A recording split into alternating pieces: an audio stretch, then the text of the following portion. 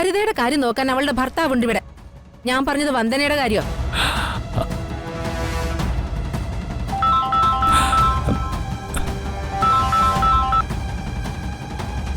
Hello. ഇന്നും കൂടെ സൂക്ഷിക്കണമെന്ന് doctor പറഞ്ഞത് ഓർമ്മയില്ലേ? സാരമില്ല വർഷം, ഗുളികയുടെ മയക്ക. നീ പോവാൻ നോക്ക. ഇങ്ങനെ അടിക്കടി വീഴുന്ന ഒരാളെ ഇട്ടിട്ട് ഞാൻ എങ്ങനെ പോവാനാ? ഞാൻ അച്ഛനും അമ്മയ്ക്കും കൊടുക്കാൻ ക്യാഷ് എടുക്കാൻ വേണ്ടി പോയതാ. എനിക്കൊന്നും കേക്കണ്ട, ഞാൻ ഇങ്ങോട്ട് പോകുന്നില്ല. അല്ല വർഷം,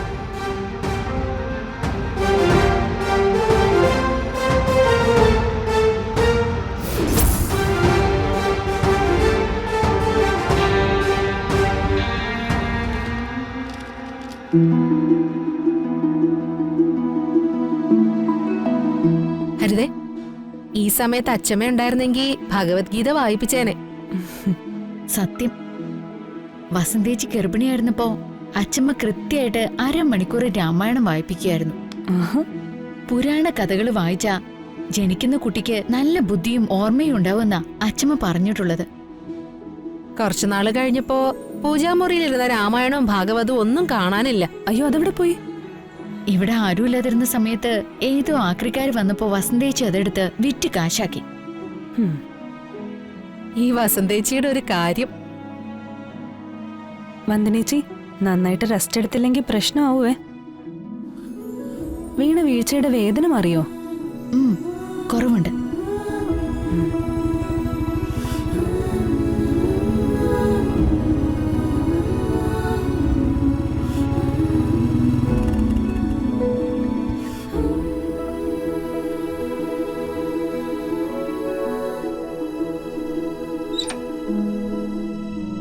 ഇന്നലെ രാവിലെ പോയ ആളാ, വിളിച്ചിട്ട് ഫോൺ പോലും എടുത്തിട്ടില്ല. ഇവിടെ ഒരാൾക്ക് എന്ത് പറ്റിയെന്ന് പോലും അറിയില്ല.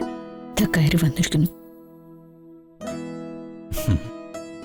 ചേട്ടൻ ഇന്നലെ എവിടെയായിരുന്നു? ഇലക്ഷൻ അടുത്ത് വരികയല്ലേ, ഞാൻ ഇന്നലെ അച്ഛനും ഒന്ന് സഹായിക്കാൻ വേണ്ടിയിട്ട് വീട്ടിൽ പോയിരുന്നു. കുറേ ജോലി ഉണ്ടായിരുന്നു. അത് പറഞ്ഞപ്പോഴാണ് ഓർത്തത്, അമ്മ നിനക്ക് തരാൻ വേണ്ടിയിട്ട് കുറേ പലഹാരങ്ങൾ തന്നയച്ചിട്ടുണ്ട്.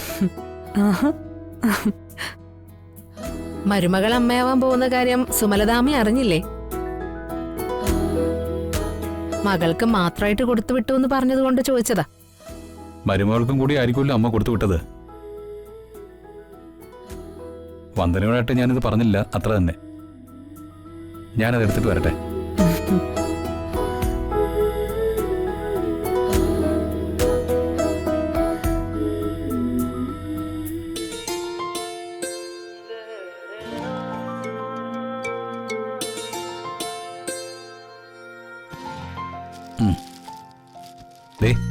എല്ലാം കഴിക്കണം, വച്ചിരുന്ന് കളയരുന്നും പറഞ്ഞു. വന്ദനേ, ഇന്നലെ ഒരു പോള കണ്ണടയ്ക്കാൻ പറ്റിയിട്ടില്ല.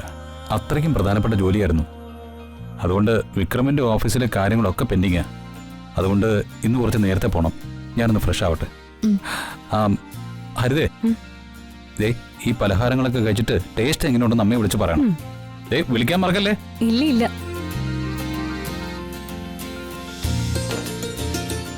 ജഗനാള് കൊള്ളാലോ. അനിയത്തിയുടെ കാര്യമൊക്കെ കൃത്യമായിട്ട് നോക്കി. സ്വന്തം ഭാര്യയായ വന്ദനയ്ക്ക് അപകടം പറ്റിയതിനെ കുറിച്ച് ഒന്ന് ചോദിച്ചിട്ട് പോലുമില്ല. ഇതത്ര ശരിയായിട്ടുള്ള കാര്യമല്ല. അത് ശരിയാണല്ലോ. ഇത് അങ്ങനെ അങ്ങ് വിട്ടാ പറ്റില്ല. കൈയോടെ ചോദിക്കണം. വേണ്ട ഹരിതേ, വേണ്ട. അതല്ല വന്ദനേച്ചി, ഇന്നലെ വന്ദനേച്ചിക്ക് ഒരു അപകടം പറ്റി. ആ കാര്യം അപ്പോഴേ പ്രകാശേട്ടൻ വിളിച്ച് പറഞ്ഞതല്ലേ. കാര്യം അറിഞ്ഞിട്ട് വന്നതുമില്ല, തൊട്ട് അടുത്ത ദിവസം കയറി വന്നിട്ട് സുഖമാണോന്നൊരു വാക്ക് പോലും ചോദിച്ചതുമില്ല. പെങ്ങളുടെ സുഖവിവരം അന്വേഷിച്ചല്ലോ. കഴിക്കാൻ പലഹാരങ്ങളും കൊണ്ടുവന്നു. താലി കെട്ടിയവൾക്ക് എന്ത് സംഭവിച്ചാൽ എന്താ? ഈ രീതി ശരിയല്ല. ഹരിത ചോദിക്കുന്നെങ്കിൽ ചോദിക്കട്ടെ. ഹരിതയും ഒരു ഭാര്യയാണല്ലോ. ഒരു ഭാര്യയുടെ മനസ്സ് അവൾക്കും അറിയാൻ പറ്റും. ഞാൻ ചോദിക്കും. വേണ്ട ഹരിതേ, സ്നേഹവും കരുതലൊന്നും ചോദിച്ചു വാങ്ങിക്കേണ്ടതല്ല.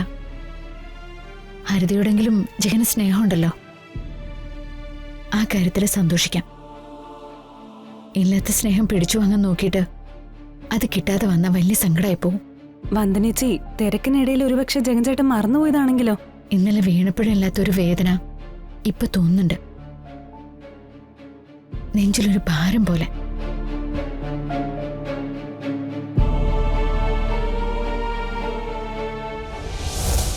അമ്മ കൊടുത്തു വിട്ട ഉണ്ണിയപ്പോ അച്ചപ്പോ ഒക്കെ നന്നായിട്ടുണ്ടായിരുന്നു.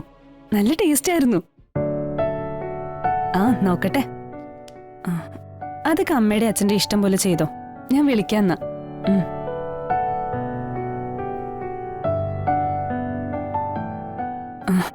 അമ്മയായിരുന്നു കുഞ്ഞിന്റെ ചോറൂണ് ഗുരുവായൂർ വെച്ച് തന്നെ നടത്തണമെന്ന്.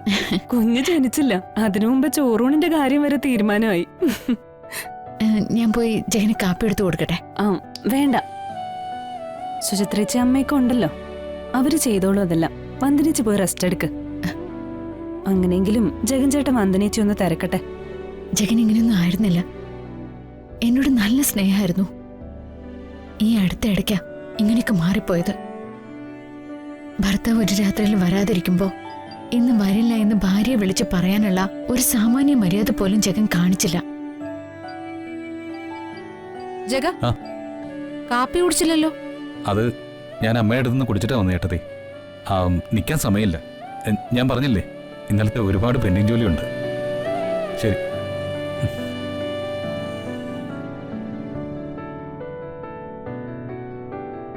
ചേട്ടാ ഒന്ന് നിന്നേ.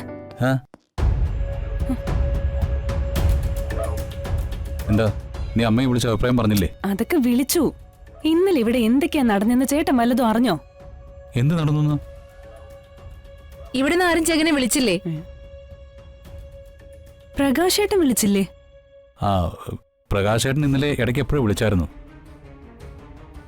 ഫോൺ എടുത്തിട്ട് പ്രകാശേട്ടൻ പറയുന്നൊന്നും എനിക്ക് കേൾക്കാൻ പറ്റുന്നുണ്ടായിരുന്നില്ല. റേഞ്ച് എന്തോ പ്രശ്നമായിരുന്നു. പിന്നീട് തിരിച്ചു വിളിക്കാമെന്ന് വിചാരിച്ചിട്ട് സമയം കിട്ടിയതുമില്ല. എന്തു പറ്റി? എന്തെങ്കിലും കാര്യം ഉണ്ടായിരുന്നോ? ജഗൻ, ഇവിടെ ഒരാള് ഗർഭിണിയാണെന്നുള്ളത് ജഗൻ അറിയോ? അല്ല, അതെന്താ ഏട്ടത്തി അങ്ങനെ ചോദിച്ചേ? ഞാൻ ഹരിതയ്ക്കുള്ള പലഹാരമായിട്ടല്ലേ വന്നത്. ജഗൻ എന്താ പൊട്ടം കളിക്കാണോ? ഹരിതയുടെ കാര്യം നോക്കാൻ അവളുടെ ഭർത്താവുണ്ട് ഇവിടെ. ഞാൻ പറഞ്ഞത് വന്ദനയുടെ കാര്യോ?